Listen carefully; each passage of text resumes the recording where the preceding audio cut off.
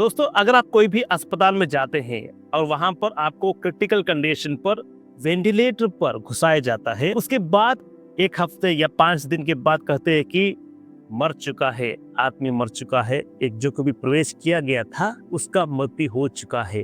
जितना दिन वेंटिलेटर पर था उतना दिनों का तो पैसा भी भरने के बाद ही वो जो मृत शरीर आपको दिया जाता है। तो ये जो केस पर आप कैसे अनुमान लगाए कि जो व्यक्ति मरा है वो वेंटिलेटर पर किस दिन मरा था? मतलब मरने के बाद भी अस्पताल वालों ने उस मृत शरीर को वेंटिलेटर पर रखा गया ताकि आपसे पैसा वसूले। आप किस तरह का जांच करवा सकते हैं इस वीडियो में उसके बारे में डिटेल में देखेंगे। एक बात बताता हूँ, केरल में एक केस हुआ था। यहाँ पर ट्रिवांड्रम पर ही एक अस्पताल है, वहां पर एक मरीज को उसका रिलेटिव ने अस्पताल ले गया।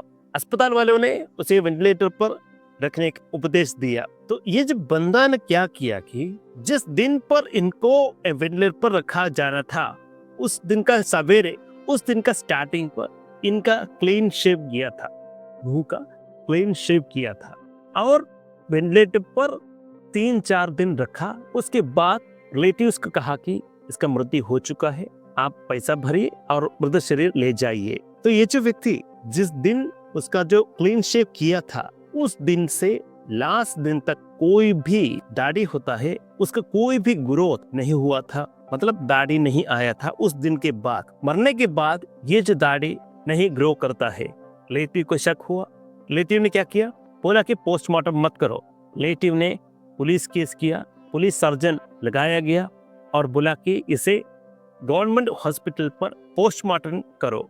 पोस्टमार्टम पर पता चला कि जिस दिन उसे वेंटिलेटर पर रखा था उसी दिन उसका मृत्यु हो चुका था।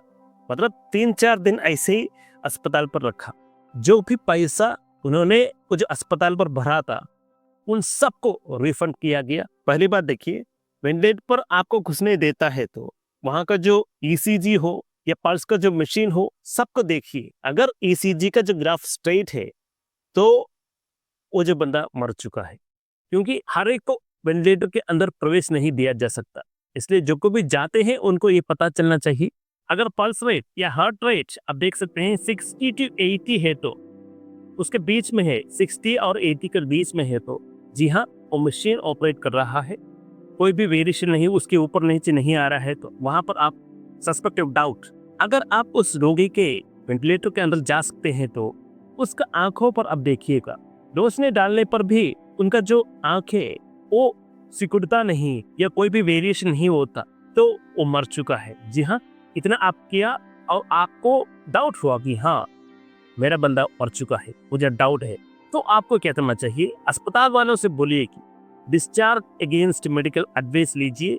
जब आप कहते हैं डिस्चार्ज अगेंस्ट मेडिकल एडवाइस उस अस्पताल से बोलते हैं तो अगर आपको उनका आंखों पर कुछ ऐसा नजर आता है कि हाँ आर्ग्यू करने लगते हैं, वो बातचीत करने लगते हैं, नहीं हो सकता इस तरह से, कुछ घबरा जाते हैं तो वहां पर आप कंप्लेन कर सकते हैं, पुलिस पर कंप्लेन करिएगा। तब जाकर आपको क्या करना चाहिए, आइटमेस्ट बिल पूछिए। जो कोई भी हर दिन का जो बिल हुआ है पूछिए, उससे आइटमेस्ट बिल पूछिए। डिस्ट्रिक्ट मेडिकल ऑफिसर उसको भी कंप्लेन करना। इतना करने के बाद आपको क्या करना चाहिए, पुलिस से एक सर्जन, डॉक्टर सर्जन को लाया जाएगा।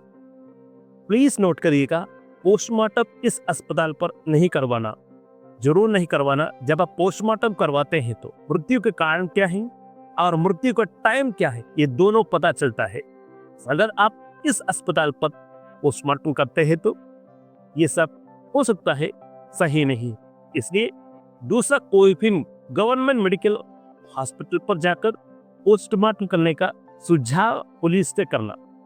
पुलिस एक पुलिस सर्जन को अपॉइंट करेगा, वो जाकर इस अस्पताल पर बोलेगा, वहां से इस बॉडी को किसी गवर्नमेंट अस्पताल पर ले जाकर पोस्टमार्टम करवाएगा। ध्यान रखिए, ये जो अस्पताल पर पोस्टमार्टम नहीं करना, किसी भी हालत पर नहीं करना। अगर आपको पॉइंट ऑफ डाउट है तो, कोई भी शक है तो नहीं करवाना। अब ये सब रिपोर्ट देखकर कोर्ट डिसाइड करेगा, यहाँ जो कभी पैसा भरा है वो रिफंड कर दो और कॉम्पनसेशन दो, और इस अस्पताल के खिलाफ पनिशमेंट भी आएगा। अगर आपको कोई भी डाउट है तो कमेंट्स लिखिए। धन्यवाद।